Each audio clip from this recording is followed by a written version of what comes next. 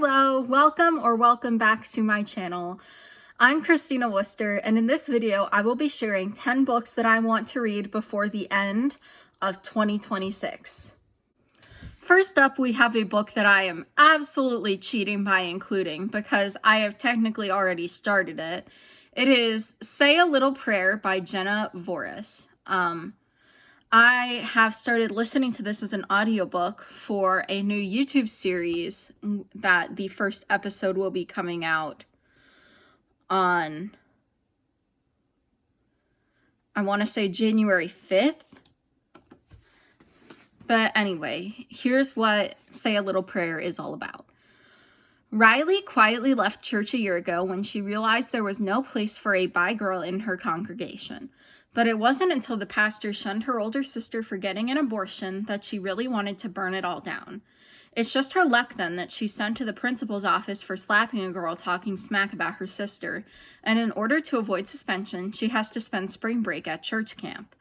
The only saving grace is that she'll be there with her best friend Julia, even if Julia's dad is the pastor and he's in charge of camp. But Riley won't let a technicality like repenting get in the way of her true mission. Instead of spending the week embracing the 7 heavenly virtues, she decides to commit all 7 deadly sins. If she can show the other campers that sometimes being a little bad is for the greater good, she could start a righteous revolution. What could possibly go wrong, aside from falling for the pastor's daughter? The reason I want to read this book by the end of 2026 is because I just think the premise of someone going to church camp with the goal to commit 7 deadly sins is very funny. I am kind of going into this book expecting it to have a very irreverent and unserious tone, and I hope that I am right. Next up, we have another book that I have technically already started, but not one that I am actively working on right now, and that is The 7 Torments of Amy and Craig by Dawn Zolidis. See the bookmark. Janesville, Wisconsin, cold in the sense that there is no God, 1994. The worst thing that's ever happened to Craig is also the best, Amy. Amy and Craig never should have gotten together. Craig is an awkward Dungeons & Dragons playing geek, and Amy is the beautiful, fiercely intelligent student body president of their high school. Yet somehow they did, until Amy dumped him, then got back together with him, then dumped him again, then got back together with him again, over and over and over. Unfolding during their senior year, Amy and Craig's exhilarating, tumultuous relationship is a kaleidoscope of joy, pain, and laughter as an uncertain future and adult responsibility loom on the horizon.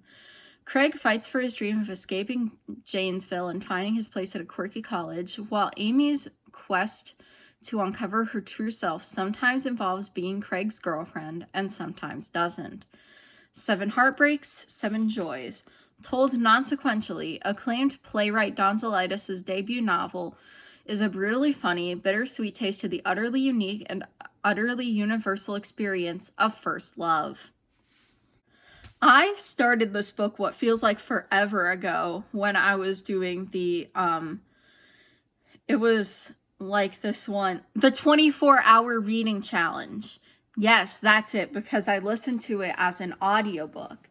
And the reason I want to read this book in 2026 is so that I can finally say that I finished it, because I'm over halfway done with it and I haven't touched it in months.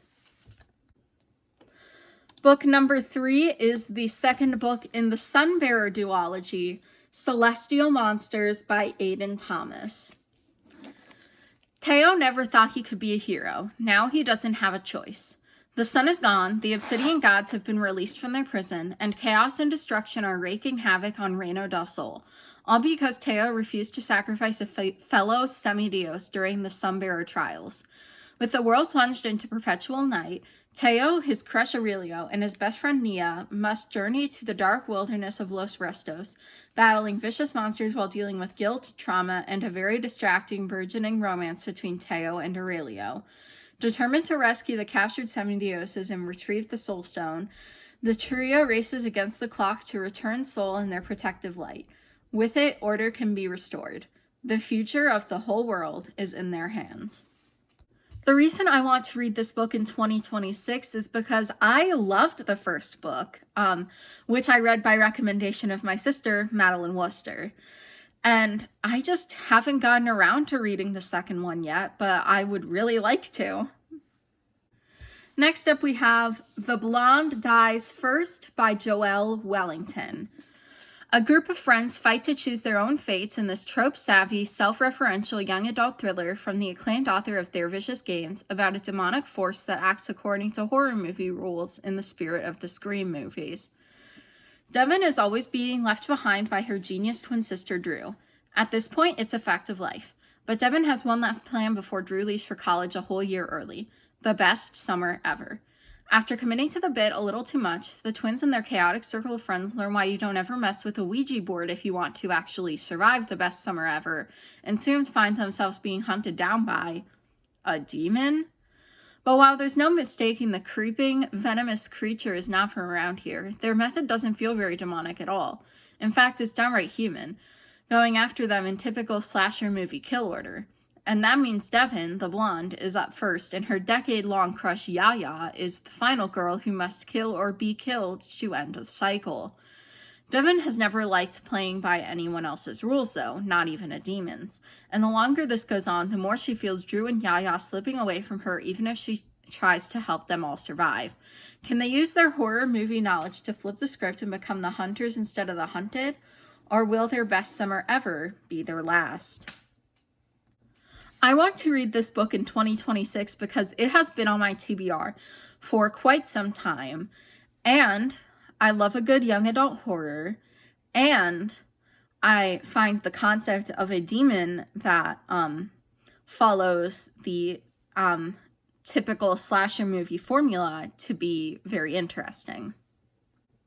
The next book that I want to read in 2026 is True Life in Uncanny Valley by Deb Coletti. Eleanor, like so many others, is used to watching her famous father from afar. To the world, Hugo Harrison is the brilliant and charismatic tech genius whose AI inventions seem to create a new, better reality. But to Eleanor, whose mother had an affair with Hugo years ago, he is something even more intriguing and dangerous, a secret.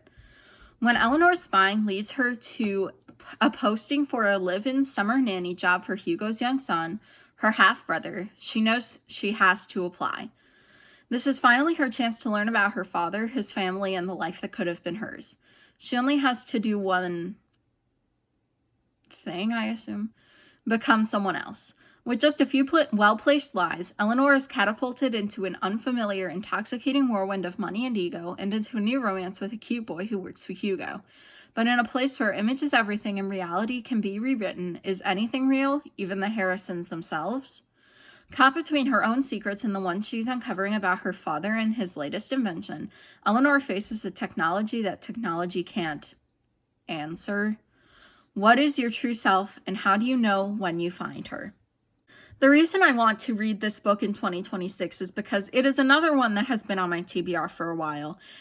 And I think with this current AI boom that seems to be happening, it could be an interesting read. I personally am very anti-AI, mainly because of the horrible effects that it has on the environment. And I am interested in seeing what kind of perspective there is in True Life in Uncanny Valley, and if I will find myself agreeing with the book or not. The sixth book that I would like to read before the end of 2026 is Under the Same Stars by Libba Bray. It was said that if you write to the bridegroom's oak, the love of your life will answer back. Now the tree is giving up its secrets at last. In 1940s Germany, Sophie is excited to discover a message waiting for her in the bridegroom's oak from a mysterious suitor. Meanwhile, her best friend Hannah is sending messages too, but not to find love. As World War II unfolds in their small town of Kleinwald, the oak may hold the key to resistance against the Nazis.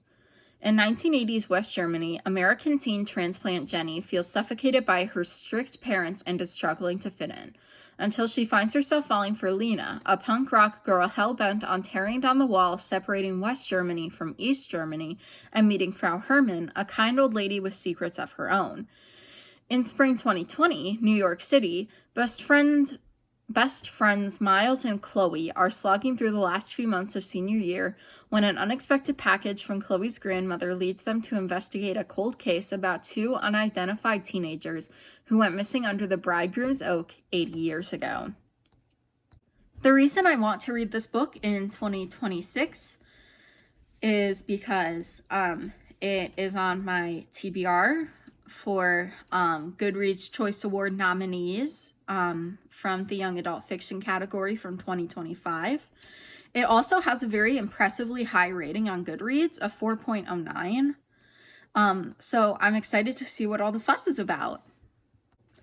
The seventh book that I would like to read before the end of 2026 is Glorious Rivals by Jennifer Lynn Barnes.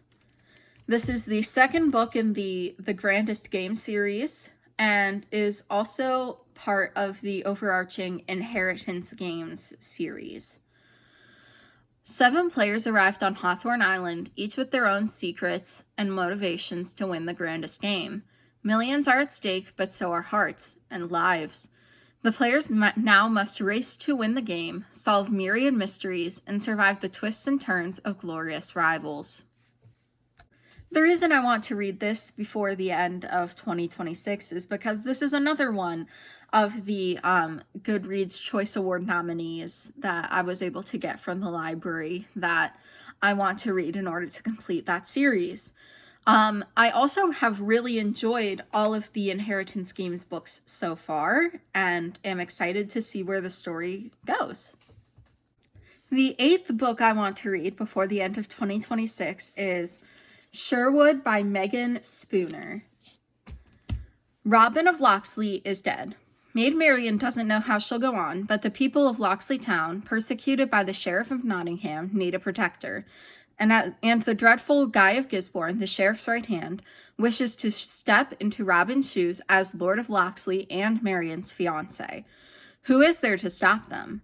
Marian never meant to tread in Robin's footsteps, never intended to stand as a beacon of hope to those awaiting his triumphant return. But with the sweep of his green cloak and the flash of her sword, Marian makes the choice to become her own Robin Hood.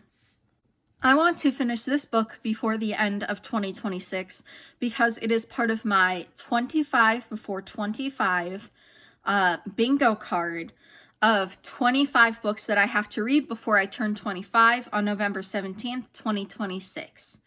I do also love a good classic tale retelling. It has to be good though. It has to be done right. I don't just like them on principle.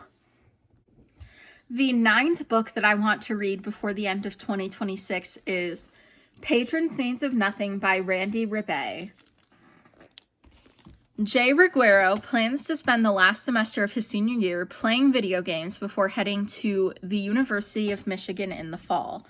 But when he discovers that his Filipino cousin June was murdered as part of President Duterte's war on drugs, and no one in the family wants to talk about what happened, Jay travels to the Philippines to find the real story. Hoping to uncover more about June and the events that led to his death, Jay is forced to reckon with the many sides of his cousin before he can face the whole horrible truth and the part he played in it.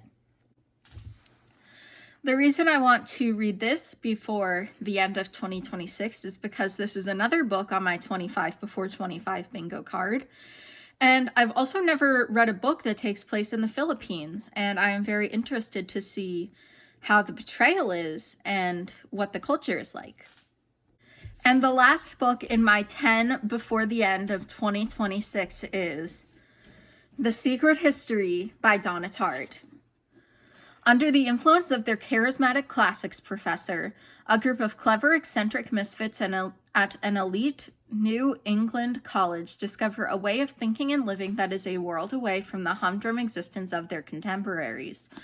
But when they go beyond the boundaries of normal morality, they slip gradually from obsession to corruption and betrayal, and at last, inexorably, into evil.